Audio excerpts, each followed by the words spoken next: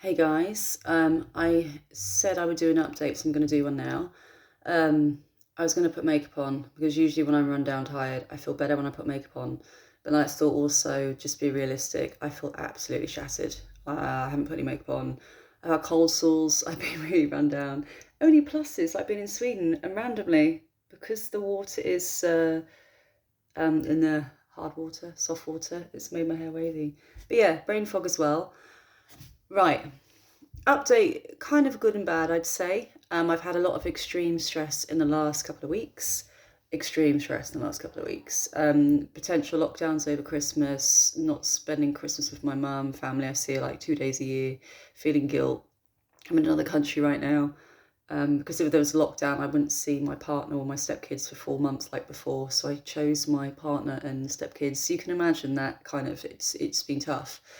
Um, and gradually, through the stress of everything, I felt it coming on, and I mean like the chronic fatigue part of it. Now, interestingly, I haven't been that dizzy, okay, but as an update, the fatigue destroys me. I can't explain it. It's like it's just so hard to lift your arm in the morning, to dress, to walk down the street. It's so hard. It's so tiring. It's hard to speak now. I was meant to do this video a few days ago. It just takes so much to speak. Um, this is the tricky thing with the fatigue. The more tired you are, sometimes you try and push through. So I could, like mind over matters. So I can try and push through and go out hiking right now for a couple of Ks and push through and get on with it and have that positive mindset, where get on with it, go out. It's good to go out. It's still good to get out and move. You have to with this, okay? But at the same time, I overdid it too much by being too, yay, I'm going to ice skate like 2, 3 times a week. I'm going to go hiking every day. I'm in Sweden. Absolutely shattered. So it's going to be really hard to kind of rest and chill. Because again, guys, I'm absolutely shattered. I'm going ice skating tomorrow. I know it's insane. I haven't slept in 4 or 5 days, but I'm going. I'm going ice skating tomorrow again, okay? Yes, it's probably going to mess me up for the entire week, but I'm going. But overall, I'd say the hardest thing for me at the moment is the exhaustion and being a stepmom. And even though we only have the kids at the moment, like for 2 weeks at a time, holidays, stuff like that, um, I've got a really good relationship with, I say my kids, you know what I mean? Really good relationship, but it's still tiring. Like the noise, the constant conversation, being in the car and having to listen to music on car trips for like an hour or so. It's just absolute overload and it's tiring. Just talking and laughing and playing is tiring. So I definitely am going like that right now. Now, I haven't had too many bad migraines, but as you know, it's not always about the migraines, it's about the dizziness. So to let you know, after 6 years, touch wood, dizziness, I'm okay. I'm okay dizzy-wise, okay? No dizziness after 6 years. So I hope that makes people feel better, all right? But overall, I'm absolutely shattered. Absolutely shattered. And another thing was mentally turning 40 and thinking I need to start a family soon rather than later. And thinking, how would I even look after a child like this? It's not like it's a one-off, oh, you've got to be up every 3 hours to feed a baby. It's constant for months and months and months. That child will need you constantly for years and years and years. Now, I know mothers find it incredibly hard to have a vestibular disorder and be a mum. But at the same time, they've also told me it encourages them to get up in the morning. And even though they feel like crying and they're shattered, it gets them up and moving and about. And it's kind of really helped them because they're being forced to move. It's not like they can stay in bed for days on end and sleep like some of us would do. Um, but yeah, that's been a lot on my mind. I'm not going to lie. The last, I would say 5, 6 months, I've had this constant thing on my mind. Like at this age, your family, doctors, everyone's saying you're leaving it late, you're leaving it late, you need to think about it. So it's almost like it's annoying because of my biological clock. It's been forced on me that I've got to make a choice soon. That's fucking stressful, I'll tell you. So I hit 40 and it's weird. It wasn't about aging. It's more about, man, I need to think about the kid thing and the family thing. And I absolutely adore kids. I absolutely love kids. Used to work in schools. I'm a child myself. So to result in where I feel now, where I'm absolutely shattered, like some days I walk like a mile down the road and I nearly had to call my partner to pick me up. That's another big stressful thing. He's never seen me really sick, like really sick. This is nothing, guys. This is fatigue. He hasn't seen the whole spiral dizziness, everything like my ex did. So again, it's all that stress about he's going to be like, is he going to be a carer for me again? Now, overall, I do have hope because, guys, touch wood again, after 6 years, I've never gone back to being dizzy every single day. Now, I know some people can relapse massively all over again, but I haven't. I try and stay active. I try and get out there and move. But the fatigue does worry me big time. Like, in 2 weeks' time, I'm meant to go skiing for a week. That's insane.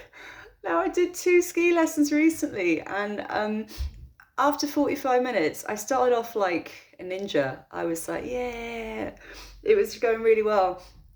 I learned so much. And the last 45 minutes, everything zoned out. And I went down the hill on the last run, and my ski instructor, funny as hell, guys, he was just in shock. And he looked at me and, are you okay? Like, what happened there? I was actually hitting into stuff, and I nearly fell over 3 times. And it's because the information they give you is too much. Every time you go back up to the top of the slope, it's like, this time think your balance. This time weight on your left leg. This time lean forward more. And the more information you get, as you're trying to bloody ski as well, I could do it. It's information overload.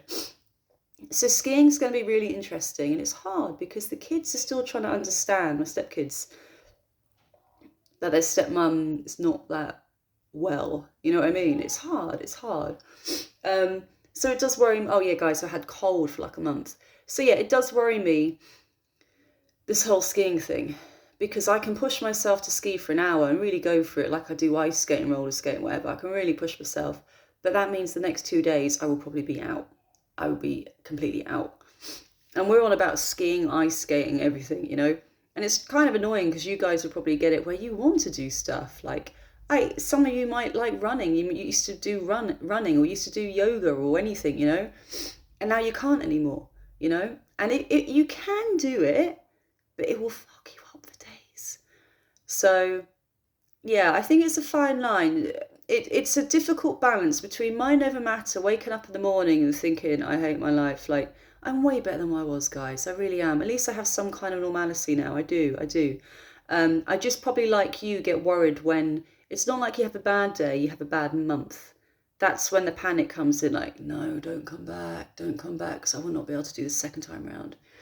And for me, like I said, guys, I've hit 40. It's just a lot of life bullshit. Fairly new stepmom, thinking about kids myself, potentially moving to Sweden, another country. It's just so much on my plate at the moment. Like, cold sores have been horrendous. I haven't had them in years. So the dizziness has not come back. The migraines are not severe. It's more the fatigue, and that's myself. I still find it hard to meditate. I find it hard to chill out. I'm naturally quite, I would say, ADHD as a kid. Definitely they said that. So my mind is always whirring. And when I don't have sleep, and I haven't slept for 4 or 5 nights, every 2 hours I've been up, okay? That really messes us up. You know what I'm talking about. If you have one night where you don't sleep, that's going to really mess you up. 4 in a row, really bad. So yeah, I am going to ice skate tomorrow, and I'm absolutely insane, and I can't wait, and I'm going to love it. But I know walking down to the bus, that mile, walking down to get the bus, I'm going to get there and be like, I need to go to bed. But I'm going to really try and push through tomorrow. I'm going to push through. So yeah, guys, how I'm doing, extremely run down, absolutely shattered, cold sore, colds, no dizziness, praise the fucking Lord. No dizziness at all, absolutely none, literally.